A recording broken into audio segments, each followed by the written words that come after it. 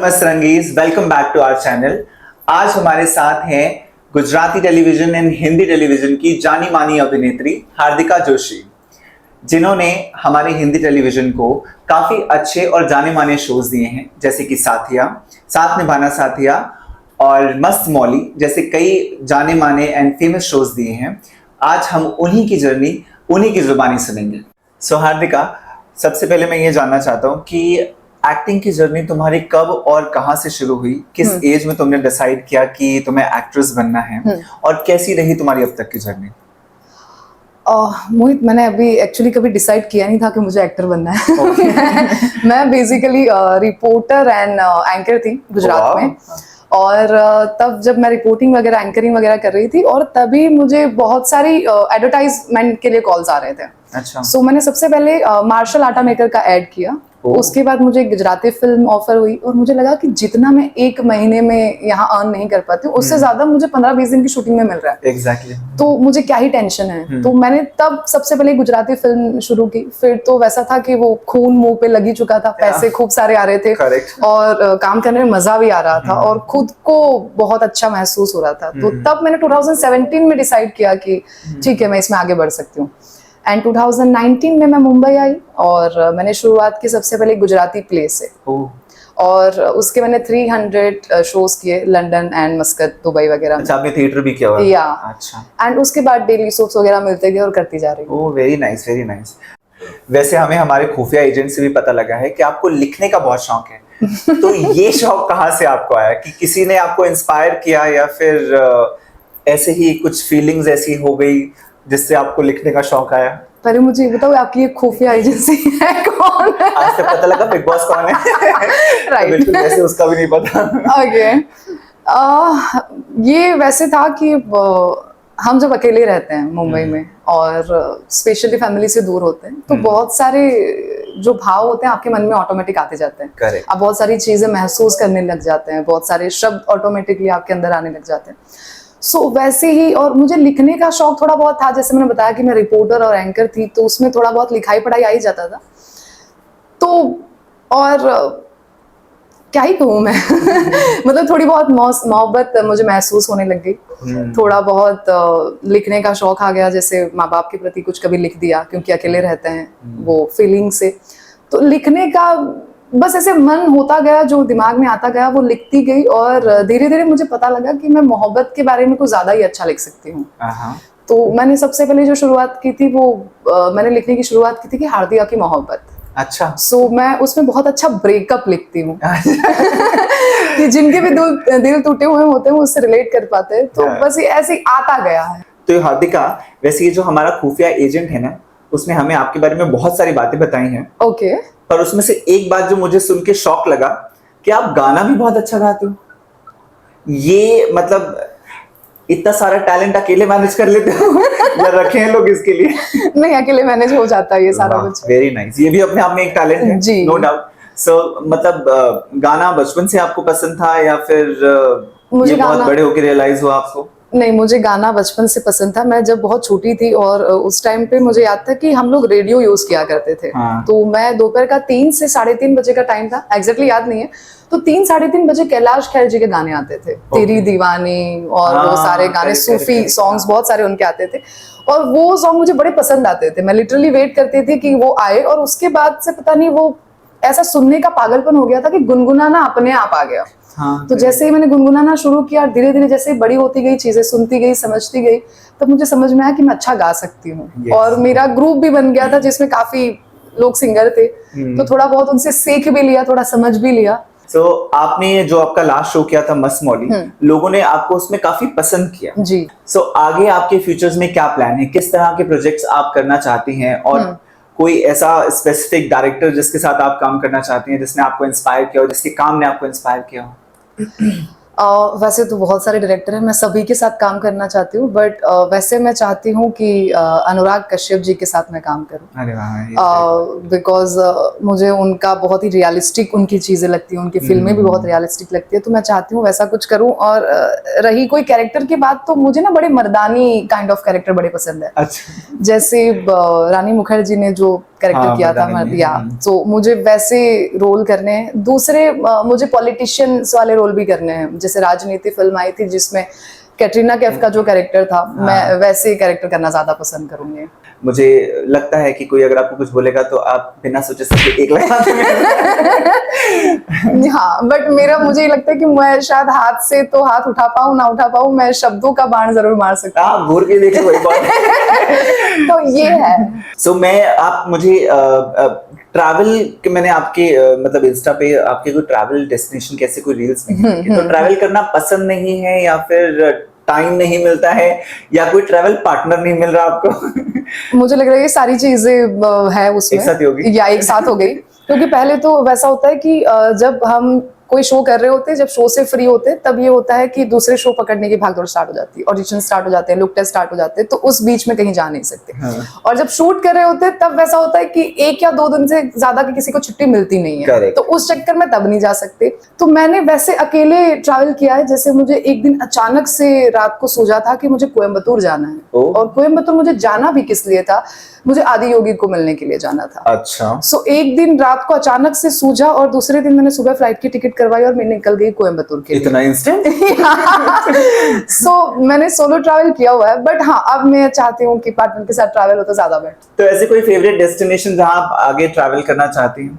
मुझे वियतनाम जाना है और बहुत ही ज्यादा मन है कि मैं वियतनाम जाऊं। पता नहीं, मैं वहाँ की जितनी भी मैंने रील्स में वियतनाम की जगह को देखा है, मुझे बड़ी पसंद आ रही है और मुझे ज्यादातर पहाड़ों वाली जगह, बर्फीली जगह वो ज्यादा पसंद है।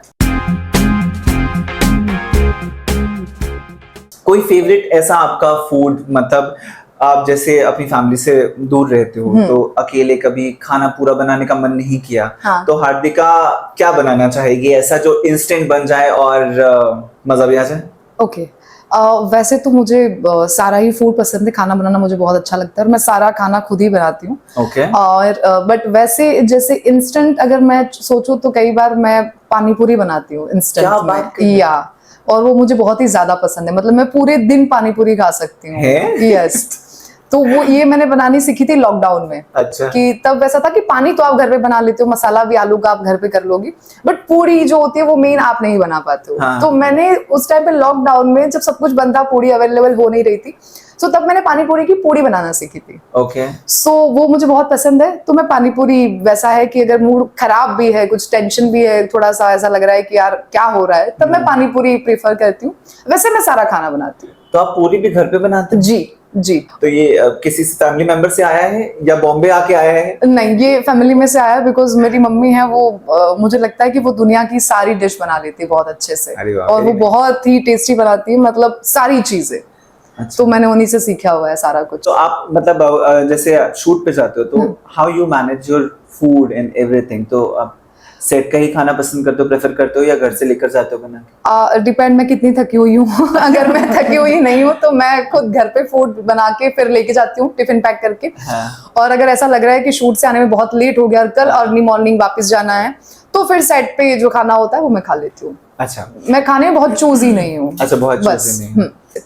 और खाने से मुझे याद आया कि इतनी सारी तारीफ आप लोगों ने मेरी कर ही दी है, तो मैं खाना तो नहीं बना के खिला सकती इतना सारा अभी, बट मैं आपको हार्दिका स्पेशल चाय पिला सकती हूँ। नेकी और पूछ पूछ। बिल्कुल। सो मैं आपको हार्दिका स्पेशल गुजराती चाय पिलाती हूँ। अरे बिल्कुल, ये तो मैंने नहीं पी पूरे महाराष्ट्र में अभी तक। चलो, थैंक यू सो मच। चले चलो।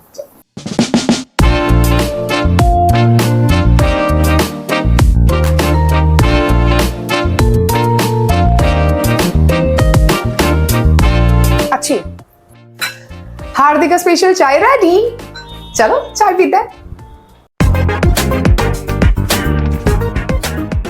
तो हार्दिका, जब आपने एक्टिंग के लिए सोचा था कि आपको एक्ट्रेस बनना है, तो फैमिली की तरफ से कोई ऐसा रिस्पांस रहा कि मतलब आप इस चीज के खिलाफ रहे कभी वो? मेरे साथ ये बहुत अच्छा था कि मेरे फादर चाहते थे मैं एक्टिंग करूं। ओह। हाँ, वो अच्छा। उनको जब उन्होंने मैंने जब पहली बार ऐड किया था मार्शल आर्ट मेकर का, तो वो मुझे एज ए न्यूज एंकर देख के इतना खुश नहीं हुए। जब उन्होंने मुझे परफॉर्म करते देखा कि जब मैं एक आटा मेकर बेच रही हूँ, वो इतने खुश हो गए। मुझे लगा पापा आप अजीब प्रकृति के इंसान हो, मतलब लोगों के फादर ऐसा कहते हैं कि नहीं भाई कोई जॉब कर लो, कुछ अच्छा काम कर लो। एग्जैक्टली आप मुझे एक्टिंग करने के लिए पीछे भेज रहे हो। सो मुझे डैड का काफी अच्छे से सपोर्ट रहा। और दूसरी एक अच्छी चीज मुझे वैसा लगता है कि मैं इसलिए लकी भी हूँ, और मैं ये कहती भी हूँ कि सब लोग कहते हैं कि इस इंडस्ट्री में तुम्हारा कोई ना कोई गॉडफादर होना चाहिए। Correct. So I have godfather, क्योंकि मेरे पापा ही मेरे गॉडफादर है। अरे वाह, वेरी नाइस। क्योंकि इनिशियली ऐसा था कि मुझे था कि मैं मुंबई के एक्सपेंस कैसे उठाऊंगी जब मैं यहाँ पे शिफ्ट होऊंगी, बिकॉज यहाँ पे सारी चीजें बहुत महंगी है, स्पेशली मकान बहुत महंगा है। एग्जैक्टली। और हमारे गुजरात में कहावत भी थी कि मुंबई में रोटलो मिल सकता है, खाना मिल सकता है, ओटलो इट मीन्स जगह नहीं मिल सकती जहाँ आप रह सकते। I know, correct. सो पापा ने मुझे कहा था कि जब तक मैं हूं तब तक तुझे टेंशन लेने की जरूरत नहीं है। अरे वाह, वेरी और दैट टाइम पे ही फादर ने एक नया कार लिया था। उन्होंने कहा कि जब भी ऐसा लगेगा कि तेरे पास जो भी तेरी जमा पूंजी है वो खत्म हो जाएगी, और पापा भी एक गवर्नमेंट अधिकारी है, सो उनकी भी इतनी सैलरी नहीं थी कि वो अपने घर का, सूरत वाला घर का भी खर्चा उठाए, यहाँ का भी। सो उन्होंने कहा था मैं जब भी जरूरत पड़ेगी तो मैं गाड़ी बेच दूंगा। रियली? यस। और टचवुड उनका ये भरोसा था कि कभी गाड़ी बेचने की नौबत आई नहीं, कंटिन्यूसली काम मिलता गया, क्योंकि उनको बहुत ज्यादा भरोसा था कि मैं अच्छा करूंगी। बट जब आप फर्स्ट टाइम बॉम्बे आए एक्टर बनने के लिए, आप अकेले थे, आपने किसी का सपोर्ट नहीं लिया उसके लिए, तो क्या क्या स्ट्रगल्स आपको फेस करने पड़े? तो आप हमारे व्यूअर्स को क्या कोई मैसेज देना चाहोगे जो एक्टर बनना चाहते हैं और जो बॉम्बे अभी आए हैं? स्ट्रगल मेरा, मैं कहूँगी कि स्ट्रगल के मामले में मुझे मेन जो स्ट्रगल हुआ, सबसे पहले कि प्रोडक्शन हाउस ढूंढने पड़े मुझे। और वहाँ पे अपने आप को जब भी मैंने सामने उन लोगों के सामने रखा, तो ये था कि ज़्यादातर लोग कास्टिंग डायरेक्टर्स वगैरह होते हैं, वो आपको अचानक से एंटरटेन नहीं करते। करेक्ट। सो आपको पहले तो उनके सामने खुद को साबित करना पड़ता है। एग्जैक्टली। एंड जब मैं फर्स्ट टाइम ऑडिशन देने के लिए गई थी, तो कैमरे से तो थोड़ी फ्रेंडली थी क्योंकि मैंने रिपोर्टिंग और एंकरिंग किया था, बट जो मेन दिक्कत मुझे ज्यादा तब आ रही थी कि मैं तो गुजराती, और मेरी मतलब हिंदी मेरी भाषा है नहीं। हम लोग, मेरी पढ़ाई एजुकेशन वगैरह भी गुजराती में हुआ था, तो फ्लुएंटली हिंदी बोलना ज्यादातर लोगों की प्रॉब्लम में आता है कि वो लोग इतना फ्लुएंटली हिंदी नहीं बोल पाते, कहीं से भी क्यों ना हो। फिर मतलब कह दूं मैं, हरियाणा से क्यों ना हो, पंजाब से क्यों ना हो, उनकी हर भाषा में पंजाबी होते हैं तो उनकी थोड़ी बहुत पंजाबी आती है, हरियाणा से होते हैं उनकी थोड़ी बहुत हरियाणवी आती है, वैसे सेम थोड़ा बहुत गुजराती टोन आ जाता है। एक सेकेंड, आजा। सो मेन क्या चीज होती है कि हम बहुत सारे सपने सजा के आते हैं, सबको वैसा होता है कि हम सुपरस्टार बन जाएंगे, बट यहाँ की स्ट्रगल इतनी आसान नहीं होती। जैसे कि हमें बहुत ज्यादा मेहनत अपने ऊपर करनी होती है। Exactly. और दूसरी चीज ये होती है कि हमारे ऊपर बहुत सारी जिम्मेदारियां आ जाती है जब आप अपना शहर छोड़ के किसी नए शहर में आते हो। Exactly. क्योंकि आपको वहां खुद सब कुछ करना है, जैसे आपको खुद को भी ठीक रखना है, ऑडिशंस के लिए भी जाना है, बहुत सारी चीजें फाइंड करनी पड़ती है, कहाँ कौन सा प्रोडक्शन हाउस है, हम किससे मिले, किससे बात करें। ये एक जो प्रोसेस होता है ना, उसमें बहुत सारे लोग हैं जो अपने आप को कास्टिंग डायरेक्टर बताते हैं, बट हालांकि वो होते नहीं। सो ऐसे फ्रॉड से बचने के लिए मैं ये कहूंगी कि आप जब भी किसी भी कास्टिंग डायरेक्टर से बात करें, तो आप डेफिनेटली उनसे ये पूछे वो कौन से प्रोडक्शन हाउस में हैं, और अगर वो किसी प्रोडक्शन हाउस में काम कर रहे हैं तो उनका IMDb डेफिनेटली होगा। आप उसे वो मंगवा के उसे चेक करें। दूसरी चीज, जब भी कुछ अच्छा होना होता है या कोई भी चीज होती है, जैसे हम पढ़ाई भी करते हैं, उसमें भी एक अच्छा खासा टाइम जाता है। Exactly. सो अगर आपको टीवी में कुछ काम करना है, फिल्म में करनी है या टीवी शोज करने हैं, तो सबसे पहले आपको जो मेन काम करना पड़ेगा वो अपने ऊपर। दूसरा, आपको बहुत अच्छा खासा वक्त लेना पड़ेगा, क्योंकि कुछ भी बड़ा करने से पहले एक वक्त लगता है। Exactly. सो हमारे में पेशेंस होना बहुत जरूरी है। Correct. दूसरी कि हमें एक शांतपन होना बहुत जरूरी है। Exactly. क्योंकि जितने बड़े सपने आप लेकर आते हो, उतना बड़ा प्रेशर होता है आपके ऊपर। Exactly. कि आपको कैसे क्या करना है। सो मैं यही कहूंगी, जितने भी लोग नए आ रहे हैं, कि आपको अगर सच में इस इंडस्ट्री में कुछ अच्छा करना है, तो सबसे पहले अपने आप को एकदम मजबूत करो, स्ट्रॉन्ग इंसान बनाओ। दूसरी चीज कि उसके लिए आपको क्या क्या चाहिए, जैसे आप अच्छा डांस सीख सकते हो, फिर आप कुछ मतलब एक्टिंग क्लासेस ज्वाइन कर सकते हो, आप अपनी लैंग्वेज पे कमांड बना सकते हो। आपको जितनी ज्यादा लैंग्वेज आएगी वो बहुत अच्छी चीज है। Correct. आप उतने अलग अलग लैंग्वेजेस में काम कर पाओगे। सो मुझे लगता है कि ये सारी चीजों के ऊपर मेहनत करने में टाइम लगता है। सो हमें उस टाइम तक रुकना होता है मुंबई में। अगर आप एक बार मुंबई में रुक गए और आपने एक बार मेहनत कर ली, तो मुझे नहीं लगता कि फिर आप कहाँ नहीं पहुंच सकते, आप हर जगह पहुंच गए। लक कितना मैटर करता है आपके हिसाब से? अकॉर्डिंग टू मी मुझे ऐसा लगता है कि आपकी जितनी मेहनत होती है उसके बहुत ही कम परसेंटेज लग काम करता है। अगर आप सच में काफी मेहनत कर रहे हो हाँ। तो आपको मतलब मेहनती इंसान जो होता है उसे शायद 10 साल में ब्रेक मिलता होगा। बट अगर कोई सच में मेहनत भी कर रहा है और साथ साथ में उसका लक भी अच्छा है तो मुझे लगता है उस वो जो 10 इयर्स का जो टाइम पीरियड है वो हल्का हल्का कम होते जाएगा। Correct, that's true. मतलब अपॉर्चुनिटी और ऑटोमेटिकली खुलती जाएगी, बट उसके लिए आपकी मेहनत जरूरी है। एग्जैक्टली। सो मतलब मेरा कहना है कि 30% लक काम करता है, 70% मेहनत। आज का व्लॉग हम यही खत्म करते हैं और हमारे अगले व्लॉग को देखने के लिए मस्त रंगी चैनल पे बने रहें। और यहाँ बनने के लिए आपको क्या करना पड़ेगा? लाइक करें, सब्सक्राइब करें और शेयर करना बिल्कुल ना भूलें। और बेल बटन दबाना तो बिल्कुल ना जी